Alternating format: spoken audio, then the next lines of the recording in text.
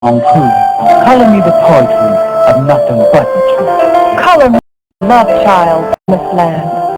Going, I to be sold, no. Color me a in the school. Danny Queen, welcome to of Color Me today. Today we have a lovely with us and the person of Billye Okera, poet and the poet. Highest order work over years. Thank you. Many times. Many times over the years. And you test me in a place that I don't know. It's like, ooh, this sister made me feel some stuff that I ain't felt in a long time. Some of that stuff I ain't never felt, Billye. Well, thank you. So how long? Let's talk about your writing and how long you've been writing. I've been writing since I was about 17. Wow. I was in high school, and there was a challenge to write poetry for a contest, and I wrote my first poem and actually won an honorable mention in a district-wide, because I was a DC native, poetry contest. And I just, my early influence was one poet. It was Edna St. Vincent Millay. Oh, and I just fell in love with her poetry and, you know, the rhyme schemes that she had and everything. And, you know, ever since I fell in love with her poem, I've been writing poetry. So what made you write? Is it something you had? It was just there. My earliest dream when I was, you know, getting into high school was when I got graduated, I was going to move to New York and become a writer. Of course, at 19, I got married and had 3 children and never got to New York. But I've been writing over the years, and a lot of times just stuffing it away, not knowing what I was going to do with it. That's right. Well, you are now. New York going to come to you. Don't even worry about it. I'm telling you. Hey, that would be wonderful. Yeah, I mean, you got to believe that, you know. I believe in faith, focus, and follow through. I can, and I will. That's something I need to adopt. Yes, I move on that vibe all the time. Yeah. And you have to. You have to believe that you do. Regardless of what anybody says. If you got it in you as a person, as an individual, you got to go for it. Yes, regardless of what other people say. And I've always believed that. You know? Yes, you do. Yes. Yeah. So writing for you has always been a part of your life. It's always been a part. It's been my salvation. It has been conflict resolution. It's been a way, because I think I felt like I was silenced by so much of like the trauma that was in my life, but I could put it on paper, even if I couldn't speak it to other people. But that's an anchor. So, yeah, it was an anchor. It really was, and it's a gift too from God. I have to give God the glory, but it was there. But at the same time, it's therapeutic. It's very therapeutic. Not just for other people. No, but for me, yes, definitely. I have 30 years of journals where a lot of the poetry came out of the journals. Yeah. So, and I need to go back through them because I've been finding old stuff. So that journaling, helped you to heal as well. Yes, definitely, definitely. So you started journaling when? Oh, I'm 69 on March 9th, so I'm going to say when I was 30. You look good, 30. Sister, I'm saying now. God is good. That's all I can say. Yes, he is. Yeah, but it's probably for about when I was about 29 or 30, I started journaling and stuff, and the poetry is dispersed throughout it over the years and stuff. But that can be an art form itself. People don't journal no more like they used to. No, not as we texting now. We texting now. I mean, some people have turned their journals into novels, like Nice and and everything. But you know, we don't. And so I've thought about that, but then it's hard for me to go back and read the journals because it's painful. Yeah, it's painful. So I, you know. And it's painful, and before I really began to heal, it's a lot of blame for other people. But, you know, as you heal and you mature, you realize that everybody's broken. Sometimes you do have to hurt before you can heal. Yeah, you do. Yeah. In fact, you have to. It's not a sometimes, that's what you have to do. So through the journaling, it helped you to deal with a lot of it did. It did. And especially because, you know, when you start to minimize your own stuff, it's not helpful. So in the journal, sometimes when I go back and say, oh, it wasn't that bad, you can go back and look at your journals and you find your truth. Do you sometimes look at your journals or look at some poems you wrote years ago and say, well, sometimes I feel like, well, maybe I ought to change it. But then I say, well, no, it was for that time. It was. It was for that time. That's where you were. I have a poem today that I found, and this isn't even about my pain. It was just, I know back in the early days when I was performing, especially with Collective Voices, there was this thing of certain words you didn't say, certain, and once I was told when I got off stage, actually to a standing ovation, that, well, your poetry is very good, but it just leaves people feeling so down. But for me, if you're not writing your truth, you're not writing. Yeah, right. You have to write who you are. You have creativity, to write who you are. I always say, Billye, creativity sometimes has a mind of its own. Yeah, it does. Yeah. Sometimes, especially the poems sometimes poems are labored and you sit down and, you've got to write them and you got to change them and you edit. But sometimes poetry comes and it's there on the page before you can get it out of your mouth, and you look at it and you realize, okay, this is the poem. I don't need to edit it. I might need to correct some spelling. I might need to do this or that. But the poem is there. And so in other words, sometimes it's like you lift it up out of yourself. Yeah, exactly. The poem writes itself. The poem writes itself. I think we've all had that experience. Yeah. Let's share something. Okay. We talk about poetry. I'm going to share one. I'm a D.C. native, and I don't know if anybody's familiar with Parklands in Southeast D.C., Alabama Avenue, and all like that. But I lived on Savannah Street. And I'm home with you. I can do this on my glasses. This is called Savannah Street. If you need to know, use your glasses. I don't know which is worse. I'm just blind either way. Savannah Street memory. I am a long way from Savannah Street. I'm a long way from the boys at Douglas dwellings, the streets from Parklands to Billye, the walls of St. Elizabeth's juxtaposed between, and all the mean years since, all the tears in the stairwells of Congress Heights, and the night smells and sounds, Sarah Vaughan and summer and smoke. My mama broke, the pink slipped on the door, and men pretending friendships, creeping, thinking you're asleep, but you never are. For the stars in the sky are falling, and the moon is turning red, and your bed has known a stranger. I'm a long way from Savannah Street, Rehoboth and the bishop's flowing robes, holy rollers holier than thou, now being the acceptable time for repentance and shame. But can you name the sin of hemming in the rage of a child in the aisles, mumbling in an unknown tongue, the hum of whispers in her ear, to say nothing to no one, to be nothing to no one, take everything from everyone while the stars in the skies are falling and the moon is turning red and your bed has known a stranger. I am a long way from Savannah Street, and the days of walking past the class of 68 now folded into middle-aged faces and calling on forgotten graces as we peer headlong into the night that came so fast, so soon past our mooning and swoonings behind bleachers and teachers telling us how to overcome, and some of us were just trying to live another day and not play hide and seek and peekaboo with wino men who held my mother and bled her and led her down the path where she had to leave me by the stump while the stars in the skies were falling and the moon turning red and your bed has known a stranger. I am a long way from Alabama Avenue, High Store and Jumbo Market, the 94 bus on Stanton Road from the walls of Parklands. There were dangers behind those walls. There was subterfuge. There was apathy and nightmare and a glaring absence, and how the pretense that another would come died with the hope of a child crying for rescue, watching the stars falling from the sky and the moon turning red, for her bed had known a stranger. I am ready to meet God.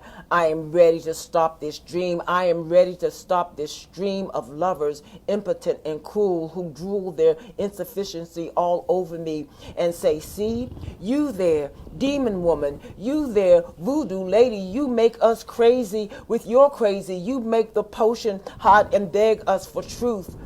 We do not want to give, and beg us for truth you do not want to know, or you can't give. Well, we hate truth. Really? It wasn't so bad. Not really. Not a Holocaust like Masada or Middle Passage, the Inquisitions, or Strange Fruit, or Hitler in 45, or Vietnam and the killing fields of Cambodia, or Bosnia Herzegovina, or Sudan, or Rwanda, or female mutilation, or millions of AIDS victims in South Africa, or Iraq for oil, or even Katrina. It's just that the stars keep on falling and the moon keeps turning red, and my bed has known a stranger, and it seems like God turned his eyes elsewhere. Wow, wow, how beautiful, sister. Thank My you. goodness. Yeah. Why'd you write that for him, sister? It's a memory. It's Savannah Street, and Southeast DC, and my mom was a single mom, and when we moved to Southeast, it was traumatic for me because we moved from. How old were you when you moved to Southeast? I was in the 6th grade. Wow. Yeah, and we had come from my grandfather and grandmother's house in Northwest DC. We lived right across from Soldiers Home, and it was traumatic. So you didn't have the persons there after school when you got home and people sending you off to school in the morning. We were the true latchkey kids. Wow. And it wasn't a safe place. Well, actually, my grandfather's house wasn't a safe place either, but that's a whole nother story. So you're a latchkey kid before they were latchkey kids? Before they were latchkey kids. There probably wasn't no yes. name for it back in No, that time, it wasn't. Right? It's just your mama had to work or you all are out on the street. And so my mother was definitely, a person that worked and, never went on welfare, although, welfare has its graces too. But, so we learned to raise ourselves, even though she raised us, but we did it. And she was lonely. And so a lot of times she would hook up with men who really were not, for lack of a better word, Best her for her. equal, Yeah. and not best for her. Yeah. And, some of them were abusers, Wow. pedophiles. And, and I was a victim of that. And so this is a memory. This is a memory. And I think when I'm talking about the moon, the stars are falling from the sky, I grew up in an apostolic Pentecostal church. Wow. And what was that like? That's a whole nother tragedy, and kind of it was an abusive thing psychologically and spiritually, because all we looked for was the sky to crack and the stars to start falling from the sky, because Christ was coming back. But it wasn't a vision of love. It was a vision of terror. And so that terror sort of mirrored the terror that I felt, with the abuse I But went through it all. Through it all, I learned to, I'm stronger. I can be an advocate for other people. I can be understanding for other people. And I'd like to say, through it all, you're still deeper. Yeah. Divinely inspired, victoriously anointed sisters. After you've given it all you've got, being a classic woman, who do you think you are not? As divinely inspired, victoriously anointed sisters of self-worth, life has forever crowned you, queen divas of all the earth. Wow. When the truth moves all who have a heart to hear it, it can give life to the divine body and spirit. When you're in touch with the inner essence of self, every exit is an entrance to someplace else, somewhere beyond what was and what is, and what you feel. An inner foresight has the power to heal. As the victoriously anointed sisters of self-worth, life has ever crowned you, queen divas of all the earth. Divas. Wow. Thank you. I always admire you. You always paying back to us, especially to women that you celebrate and everything. Sister, I've always admired your work in Thank so many ways, Thank and you. this is a piece I'd like to share to all the sisters, all the women of the world. Okay. And it's called Without Woman, a poem Okay. for all women of the world. Woman, as the mother of man, represents the power of the Almighty's hand. Through all the love, joy, pain, sorrow, and strife, woman is the lifeline to all human life. For where there's no she, there can be no he. And where there's no us, there could be no we. Only through the womb of woman's body and mind can man see himself in another place and time. There could be no woman, there could be no man without woman. And it's God's creator and God's master plan. For he who is without woman can never be made whole until he's learned to love from the depths of his soul. And though love can sometimes make you cry, yet while you laugh, man and woman will always be each other's better half. For where there's no she, there can be no he. And where there's no us, there could be no we without woman. It's beautiful. And I wrote that for the women in my life. That's beautiful. And I wrote for the women who ain't in my life no Yeah. more. I wrote it for them too. Well, we need it. We need need that it. Yeah. uplift Yeah. sometimes. Yes. We're I mean, when I hear your poetry, sister, it takes us to another place. You know, regardless of what other people say, your poetry takes us to another place. Well, thank you. But that's part of life too. Yeah, It's art reflecting life, or life reflecting art. I don't know which way it is. Yeah. Well, I think one of the things that I didn't like about sometimes in the poetry, we seem to be doing poetry based on a theme, and that got to be problematical for me because I really You didn't fit into that mode. Yeah, I didn't fit into that mode, and so Yeah. we did wonderful things. We did. You know, where I was in, like, Collective Voices Yes, for 15 let's talk about years. Collective Voices. Yeah. Yes. I was one of the, I mean, Sister Joy is the founder, but I was one of the founding members of Collective Voices with Sister Joy, Alfred, and Lady Diane, Lady Di, and it was Angela, I'm forgetting the other names, and that's a shame. It was 5 of you. It was 5 of us Yeah. first, and we were, you know, we were out there. We were presenting programs every year on around Martin Luther King's birthday and everything, and we got to travel to London. We got to travel around, you know, around the DMV doing poetry. We were on stage with Nikki Giovanni, and we did a lot of wonderful things.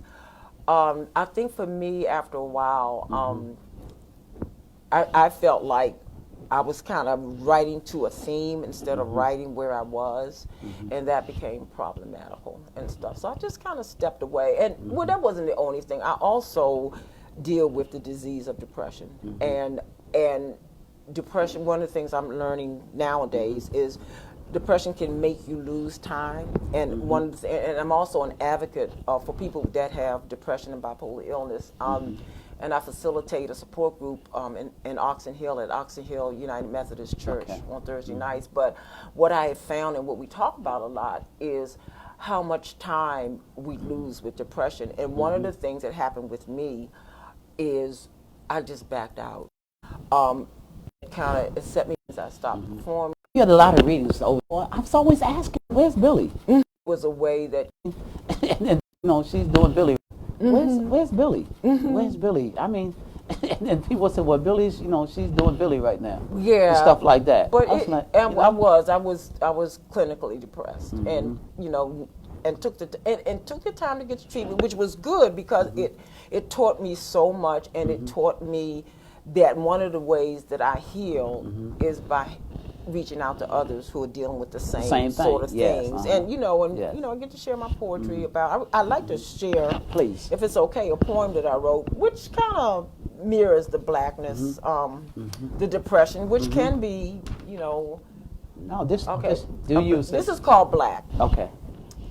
I have been in blackness so black, don't even know it be black. Night so heavy on me, daylight had to trip by quiet lest it rip unripened woe from the vine and leave in kind its own morning. Seems to me if you could just see a little sunlight, just peer from under blankets of soullessness and bless the coming of day, then you could play the dozens with tragedy and have your say with Holocaust, boss it back with your knack for word and song. Don't get me wrong, I have spoken to the leader of the band and he be playing oldies but goodies, but blues be blowing from the thick and broken reed of a sad alto sax. What I lack is joy, just enough to keep black at bay, and the brain hounds from sounding the judgment horn. Gabriel be set to play blue-black notes in rote repetition, and staccato screams careen from the timbi drum, the tum-de-tum-tum of feet in Ghanaian frenzy. My black be blacker than the closing of the eye at the death hour, towering above me, hovering over me, walking with me, toying with my joystick, messing with my praise. I have days upon day of no contact with God, and as way leads on to way, I have come to wear black rather nicely, while the icy gorge below, bellowing over the falls, is calling every hour. The great falls tripping over jagged rock with the edge of hell just under the foam of the wave. Oh, Save me, God. Save me, God, you who from the dark abyss kissed the deepest star with sun and star, who sparred with Leviathan and won. Save me, God, you who declares what is and ain't, as the saints be dancing down the demons, down in the sister circle, shirt curls whirling in dervish drunkenness, black thighs absent the sign of the lion lover. My black be blacker than blue black, berry black, brazen, brash, bigger, better, bitter, broken, bodacious, brooding, bold, burgeoning, bigot, boastful, beggared of a burly black and beaten, neither cold nor hot. It be hotter than sunstroke, red hot, hotter than Holocaust. My black be blacker than my fist to your chick. A hissy fit black where Jack Corner and little Miss Muffet sat and sprayed venom all over suffering. Now I ain't one to pray wash me whiter than snow, 'cause snow be cold and hearts be frozen easy. But there's a sleazy way soul tends to disappear when even spectral light won't penetrate and there ain't no hue to guide you over. My black be blacker than midnight, black so black that I have a knack for walking, shoulders bent, cowering from sacred eye, when just above my head in the sky, a rainbow. That's black, girl. That's black. That's black rainbow there. I'm telling you now. I've Chocolate been there. rainbow. I've been there. Wow. I've been there and back. That's And beautiful. that's though. the glory. Oh, God, you That's the better glory. record that stuff. Yeah. Let me go. I'm sitting up here, just a bobbing, eyes closed. Other people say, "What's wrong with that brother?" But guess what? This too shall pass. Okay. Though my heart is broken and my mind is numb, I know any day now my change is going to come. Yesterday I was down and out and in the days, but I'm so glad I know trouble don't come to last always. Just when my lost faith came up found, the power of belief turned my world around. So with faith as my life's long guide, I know in my soul that there is a better side. And because trouble don't always come to last, in my heart I know that this too shall pass. And I believe that. I know you gave the 3 words, but on my card that I've been passing out. Faith, focus, and follow through. Yeah, and mine was witness, faith, and struggle. So and that's what the theme of who I am is about. And sisters, sometimes we just got to reach down in our soul and motivate ourselves. Yes, we do. Sometimes you have to do that. Yes, we And that do. brings me to this piece here. The law of attraction. Fly high and dreams are forever fulfilled. You can have, do, and be whatever you will. Whether it's for better, for worse, the law of attraction unlocks the universe. Focus on lack and life will give you even more of what you never knew you were asking for. As the law of attraction is but the master key, you are the sole creator of your own reality. And what you think, feel, and ultimately receive is a reproduction of what you secretly believe, the law of attraction. That's beautiful. I've always liked the rhyme of your poems, and I know that people do free verse, and I do a lot of free verse, I really do, but I really like the thing that I was birthed on was the rhyme. I've always had a sense of rhyme. I always had a sense of rhythm, Yeah. and so I just use what the Creator's given me. Yeah. Yes. So let's take us somewhere else, and then we're gonna talk about the book. Okay. Wherever you want to go. Okay, I hope I pulled it out. I had what I've been doing, because I really have been out of the commission. I have 30 years of journals. I have boxes of Sister, that's 30 books right there. Yeah. That's 30 years of journal? Yes, Girl, you I got do. books. I Good have Lord. boxes of, I will call them snippets of poems Yes. that you begin and you don't finish. So I have this theme of my life now is if not now, when. So what I've been doing is going back and going through the boxes and picking, and I'm looking Different at things. poems and I'm saying, oh, did I write that? And I can't even believe I wrote it. And so I just want to share one. It might be a little different. But guess what I'm gonna say right here is that you say you got different snippets of pieces of thoughts. That can Yes. But that's the quilt. That's quilt It work. is. It That's is a patchwork quilt, girl. It You is better a put quilt. that thing together. But you've got to go. You've got to dig in the box to find Yes. to get the pieces to But put the that's quilt what together. you know how a quilt is made. Oh yeah, With patches of old. old stuff. That's piece what you by got. Piece Those by are books. piece. Yeah, it's interesting because it's so exciting to look at something and you don't even know you wrote it. Yeah. And this is a poem from 1999. Okay. Came up in a well, I've been praying this week because when I thought about sitting and talk with you, and I was saying, Lord, I don't have nothing to talk about with Daniel. You got plenty to talk about. A lady got 30 years of journals, ain't got nothing to talk about. You would have come on. Yeah, but but as the week went on, and I said, well, maybe I ought to prepare something, but I didn't remember the scripture that says, I'll give you what to say in the last hour. So I've been walking that faith this week. So God speaks to you. He does. He does. And so during the week, I'd go through and I would find stuff, and I was like, oh my goodness. So I'm going to share one. I wrote this. Some people might not like it. Some people might. Don't worry about that. Okay. Come on with it. I don't even have a title, but it's 327.99. Wow. There was a nigger boy going by the way children often do, picking at the pansies and fireflies and skipping rocks on the wall. His pockets full of bubblegum scum and pictures of dead ball players laced, untied, and the face of his mama making him kind of glad and sad over soggy oatmeal.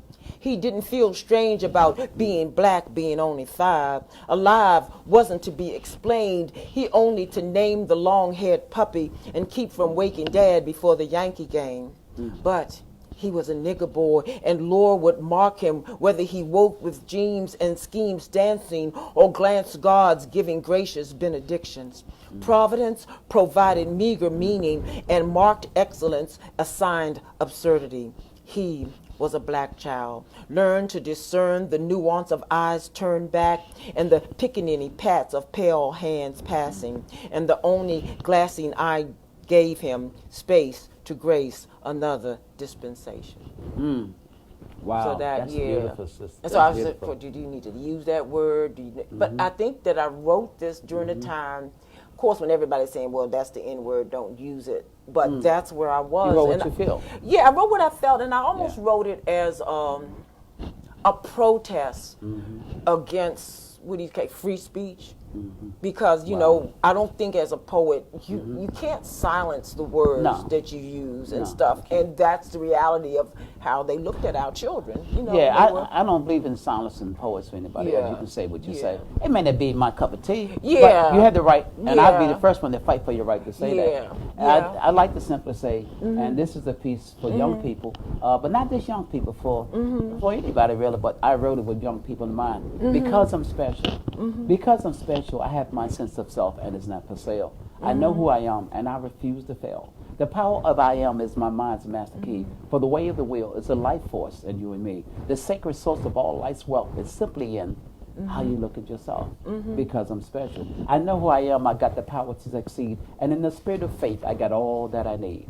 A blessing in disguise of evidence of things not seen is a secret of success and the seed of self-esteem. Because I am that I am, there's no way I can let myself down. Hang-ups and setbacks are only stepping stones to higher ground. Because I'm special. I love my sense of self, and it's not for sale. I know who I am, and I refuse to fail just because I'm special. Wow. You special, sister. You know who you remind me of, and this is a compliment and a reality check for me. Lady Di. Really? One of my favorite people in the whole world. Mine too. When I've talked about my poetry and, sometimes the darkness in it. And she would say, so much has happened in my life that sometimes I sit down to write a poem to talk about the darkness, but everything that comes out of her is positive, is uplifting, is about love and about, just her faith in everything. And I find that in you. I've never heard you write something dark or down. Well, I think we need to It's a part of life, though. It's All about of it's life. part of life. It is a part of life. And I just think that, and I've done some funny pieces. Of course, I probably can't find them today. But I've done some funny pieces. I'm going to do it in a minute, though. Yeah. But I just want to share just something that's the antithesis of what you just wrote. And it's called Not Maya. Yes. And Lady Di, her whole persona is Maya Angelou. She's like the twin sister. Being that Pisces she is. Yeah, she is. But this is old. This is 90s. And this was called Everybody Can't Be Maya. Okay. Everybody can't be Maya. Everybody can't uplift the race and sit on the porch and carry the torch over. Some of us be standing on the brink of madness, ready to sink with the sadness of the masses cropped about our necks. Everybody can't sing gospel. Mahalia ain't born to everyone. Some of us rise in the morning aching for a song that don't rest easy with black folks. Some of us don't do no dancing, prancing like Gregory Hines, mind high above the clouds, feet repeating raucous rhythm, chilling with Sammy and Bojangles. Some of us be lucky laying one foot before the other, that we don't die trying. That's beautiful, sister. Wow. That's Ooh, old. That took me to another place. Yeah. And I like to shit. I know you're from D.C. Yeah, I am. And, so growing up in D.C., man, there's 8 wards in D.C. There's 8 wards, right?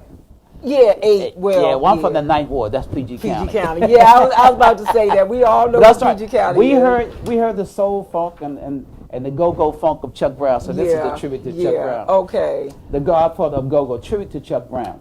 Chuck Soul Searching Bustin' Los Brown is the undisputed godfather of the go-go sound. As the highest star on the go-go Walk of Fame, you gave the homegrown groove a national name. The way you wind me up, I know it's your pleasure. And as DC's DC's native son, you're a national treasure. You put the trouble in the funk for all to see. As the godfather of go-go in the first degree, as the rare essence of what go-go's around, you are the host in the house of the DC sounds. Latin rhythms, jazz, soul, and a non-stop beat are the roots of go-go with a call and response from the street. If it ain't got the go-go groove, it don't mean a thing. If it ain't funky enough, the head and go-go swing. As an indigenous icon of classic go-go soul, you have a feel for the music that never grows old. Through Experience Unlimited as a master music man, you are the great godfather of go-go all over the land. You put the soulful funk in it for all to see as the godfather of go-go in the first degree.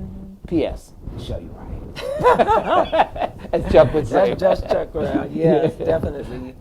I just love, as far as poetry, I mean, it's just something that was birthed in me. I think that I must have come out. My grandson, I have 2 grandsons that are autistic. The older one is 9. He came out of the womb playing drums. Really? He just, I mean, when he was about 6 months old, he had this little beat he would say, like, bat, bat, beep, beep, bat, bat, beep. And his mom bought him a little kid's drum set, and we couldn't figure out what it was. I mean, he's very gifted. Yeah. So since he's been 6 months old, he's been playing the drums, either in the sounds he put out or the that she got him the drumsticks, and then it grew and it grew and it grew, and now he's a drummer. But he's been doing that all his life and everything, and both of them are doing very well, very articulate and everything like that, and very smart. Wow! But that was something that we saw in him almost from the day he was born. Wow. Well, being a musician and a drummer myself. Shout out to Jeremiah and KJ. Being a musician and a drummer myself, I certainly can understand as a little kid playing drums. So I can understand. It's in them. I see my church, Union Church. I see little kids piano. They don't mess with the drum. They go right to the drum. It's about the drum. That's in all of us. African people. He's amazing, and I think it was there. What do they call it? Synchronicity meets the time, and it just. Yeah. When he was a kid, he used to be on the wall with a knife and the fork. Straws and everything. And I think that's truly. I don't think it's a learned. It's innate. And people do try to study it, and I have the part that the poet sort of thing that you. So you believe made of created? I think something has made of. I'm a little bit has injustice as to focus as a people. Humanity. Yeah, the family of not called to as a people, but kind of do riddles and write. You got to, and it's true as poet, and if, for age with what the truth is yourself because of what people might. It is deep. You can't be I'm right. Yourself because I'm just focused on buying they buy it. Yeah, definitely. Book they might not buy to share with the world. I never thought selling. It doesn't matter. And selling things. It was a part of the larger community. You slam and have their books. And I won a couple of slams. Getting out to the large back day, not anymore. Slam was back I was, and that's another. Yeah, she is. Yeah, she's well, no, Grandma's and she calling you. it's just there. It's Still awesome. slamming. It's there. I mean, and I don't know. I mean, for me, yeah, but you know, it's writing when I was a child. When it I came. heard it came, it was like burst on it, and Wow. it was, you know, for Malay. And when it came this year, kind of a fun called Rockin' and Humming. Funny. Okay. Came for. And it came in Humming. He would tell her, beautiful. Was kind of fun. Baby, don't enter the kingdom of God. Save that he replied, with all my heart and soul. See, was him, and she's only as lulled into the tree of summer. Ask it of summer, thinking if I ask it, it will come. If I ask it, it will come. But never did, nor would, for she had numbed herself against starlight and the dance. She spoke of passion as incubus, plying her immortality, his arms about her as sure pathways to perdition, to the hardness of him. As he pressed close, she chanted, "Get back, demon! Get back, demon! Get back, demon!" For lack of a loftier word, she was a sad sister, seeing bodies separated and serrated from souls. She sought in the volume of the book the lover who would not, could not personify her need for touch. She took to rocking and humming, and he to knocking at looser gates for entry, the sentry to the doorposts of his heart, tight against true intrusion. He would tell her time was fleeting, and she'd say, "One day is as 1,000 years." He'd say to her, "I am yours if you let me." And she would say, "Jesus, be my husband, and him only."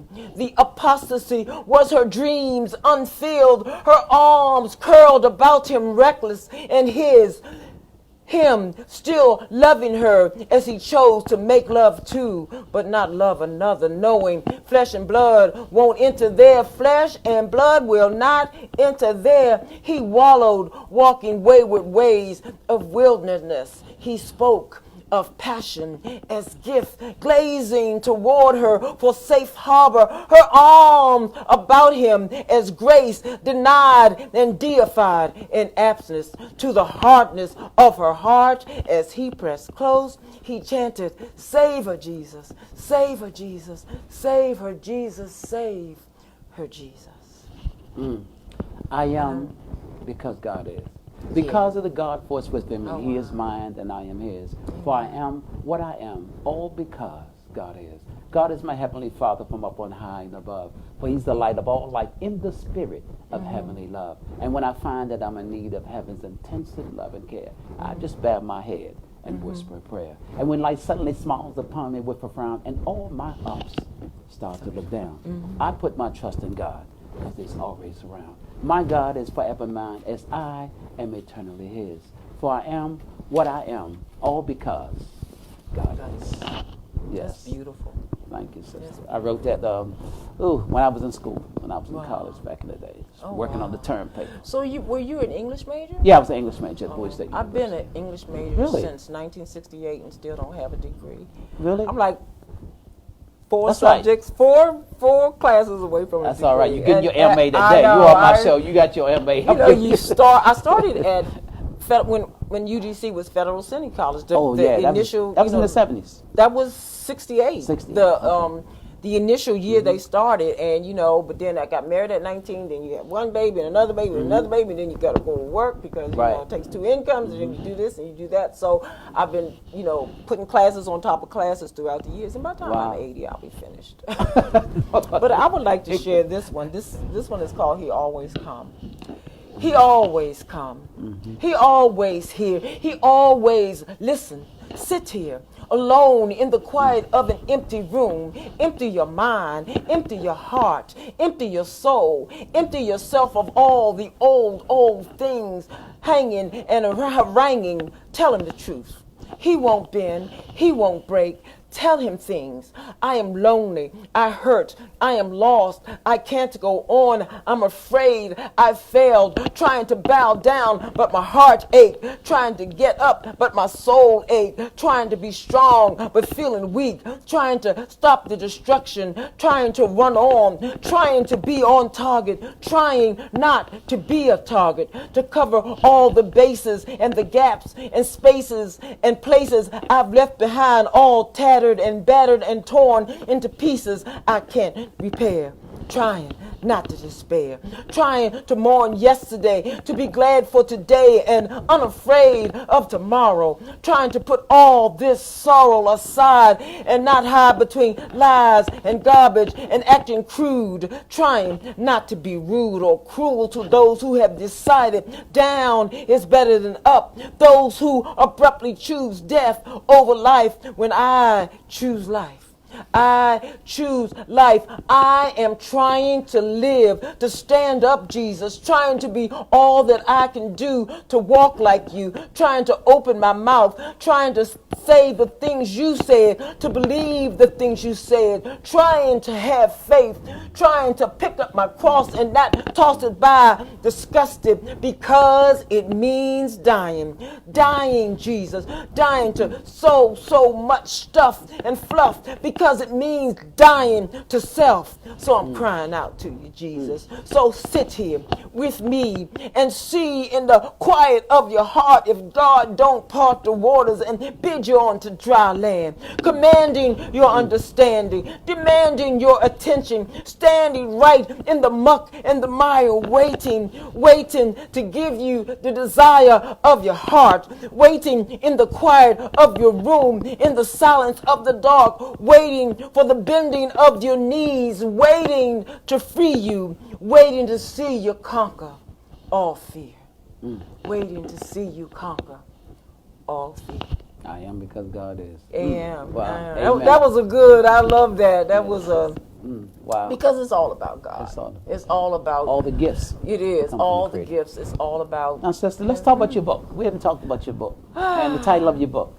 The Mourners Bench. And this is an old edition because, this morning as I was pulling things together, which I should have did last night, I could. The new edition has a new cover. Yes, let's take a look at that as we see it on the screen. The Mourners Bench is my first attempt, and it is a lot of it is about some of the abuse I went in. It went through. It's about a dear friend of mine who committed suicide. It starts with the abuse, it starts with the suicide, and it goes on to just other poetry I was writing at the time. It came, and what happened was, the Mourner Bench, I don't know if you're the African, that's where you go down to the altar. I came out of the Catholic tradition as a kid. But nobody asked me if I wanted to be Catholic. But if you're black, you know what the Mourners of course I know what it is. So, we had to go down to the altar and repent and cry and tarry, and hopefully back in the day, speak in tongues and all like that. So the Mourners Bench was what I felt about, what I had gone through. And so that was the title. And so I did a play. I did a one-act play back in 2004 called The Mourners Bench. It was based on this book, and it took some of the poetry out of that. It was more prose? Is that what you're saying? It was more prose than poetry? It was prose and poetry. Oh, both. It was taken, if I could just Now, what year was that? That was 2004. Okay. And that was 2004, and actually I had a chance to go do the play in different areas. I did it in Mississippi at one of the colleges there, but that's when the depression started to kick in too. And I don't know if the depression, because this was truth, I don't know if the depression started kicking in because when I did it, I really exposed myself. I really did. And I just seemed like once it was out there, but you were also healing yourself. I was healing, and it was healing. Well, yeah. But once it was out there, from the inside out, just something just kind of shut down. Yeah. But this was my, if I can just take it for a minute. Please. This was my baby, and wow.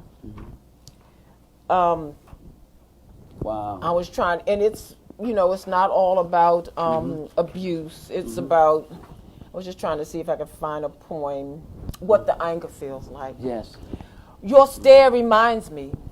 Your empty stare reminds me that you are wounded, and because you are wounded, then my pain is of no consequence. I learn to say I need nothing, and my flair for hiding things is the hell of my insanity. Your words are full of venom. Your words remind me that you are angry, and because you are angry, then my disappointment, my hot-seated rage at your trespass is shut in silence. I learn to turn eyes downward so I won't invoke the hell of your insanity.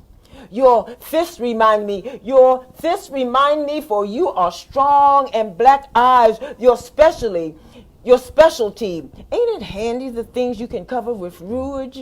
But your fists remind me that anything I feel needs be wrapped in tissue and tucked politely away unless I stir the demon in us both and one of us dies. Wow. Thank you for coming and sharing with us, sister. Thank you. Thank you for having me. We got to do this again. Yeah, now, we for do. people who want you to come and share your poetry or speaking engagements and that kind of thing, where can they, get your products? My email is billyeok@gmail.com.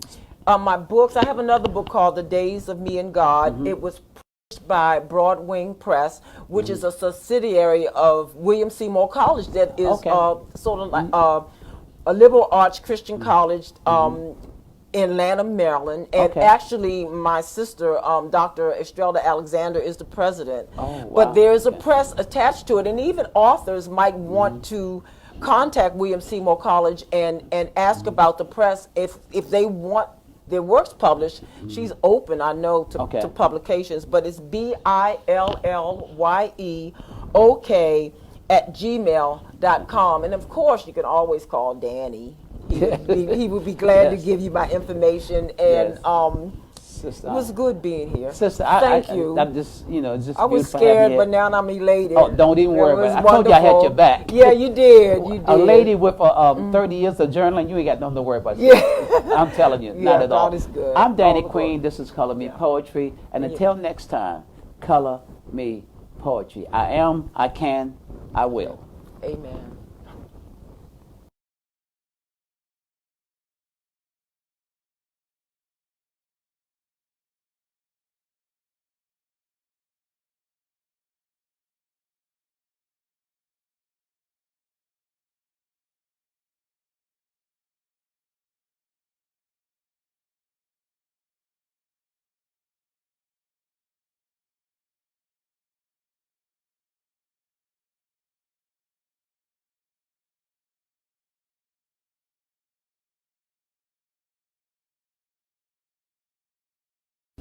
So we got I